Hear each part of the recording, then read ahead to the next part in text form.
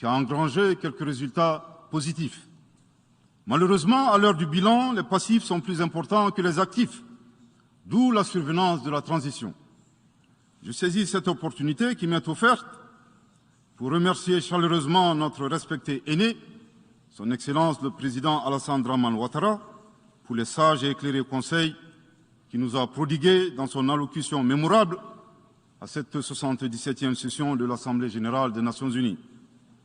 Je voudrais le rassurer que les autorités de la transition malienne n'ont d'autres objectifs que de faire des réformes politiques et institutionnelles avant d'organiser des élections, tout en luttant obstinément contre le terrorisme. Ces réformes permettront d'améliorer la gouvernance et toutes les dispositions seront prises pour que la démocratie malienne soit la plus enviée au monde. Dans ce chantier, nous prêterons une attention particulière au troisième mandat, qui ne sera pas possible. Le troisième mandat pour un public moins averti consiste pour un président de la République d'effectuer une manœuvre en 4 temps, en vue de conserver le pouvoir pour lui seul et son clan.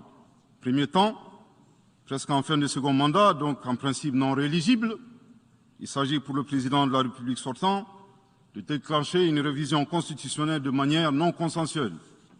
Deuxième temps, au cours de cette révision constitutionnelle, le président de la République sortant modifiera quelques dispositions constitutionnelles.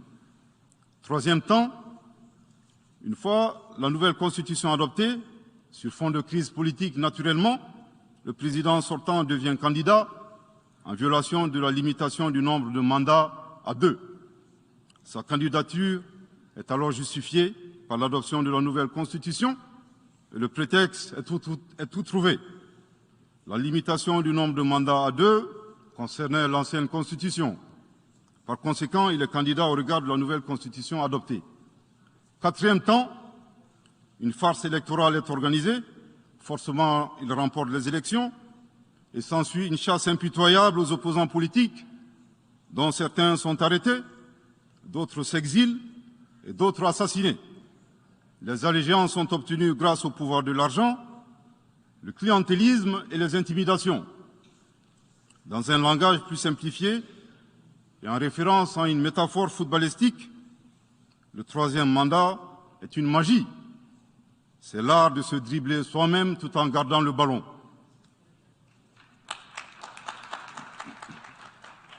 Excellence, Monsieur le Président Ouattara, vos conseils nous rappellent la triste histoire du chameau qui se moque de la bosse du dromadaire.